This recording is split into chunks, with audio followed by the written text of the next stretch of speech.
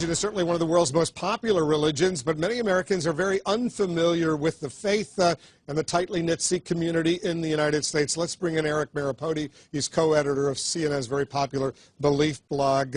Tell us a little bit about the Sikh faith. What's going on with this religion? About 700,000 Sikhs in the United States, 25 million worldwide? Yeah, that's right. Well, if that makes it the fifth most popular religion in the world, it comes out of India about 500 years ago. It's a monotheistic faith, which means they believe in one God.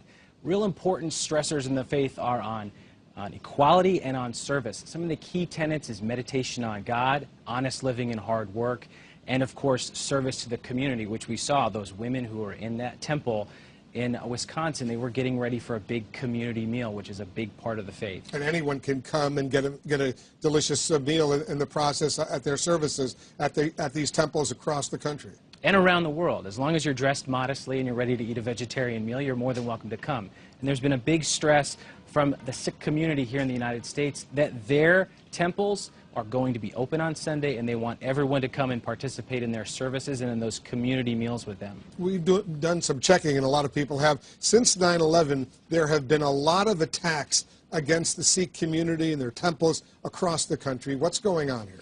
A lot of that comes from one of the most public displays of the faith. Men and women who are baptized into the Sikh faith let their hair grow long. They never cut it. The men in particular wrap their hair in turbans. Of course, after 9/11, when we saw those al-Qaeda leaders who had bastardized Islam, wore turbans, Osama bin Laden, Ayman al-Zawahiri. And so when people went out trying to commit a hate crime against Muslims, what we found is that Sikhs were the ones who were attacked in the United States, because many Muslim men here in the United States don't wear the turban. It's not fashionable. But for Sikhs, it's not about fashion, it's about their faith, and it's an important article of their faith. How is the community across the country reacting, and what about worldwide?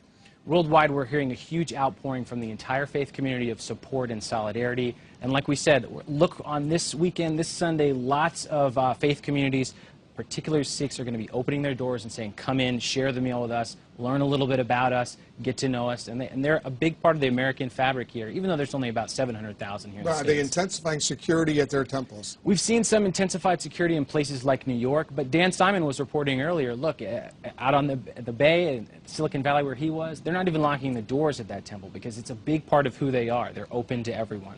I've always pronounced the Sikh faith Sikh. Others say Sikh. What is the correct way of pronunciating this religion? Because in Europe it's one way, in India it's another way, here in the United States a third way. Sure.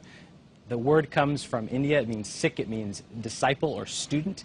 Sikhs here in the United States have told me they prefer Sikh. Of course, Sikh is also acceptable as well. Yeah, okay. Eric, thanks very much. Eric is the co-editor of CNN's Belief blog. Thanks very much.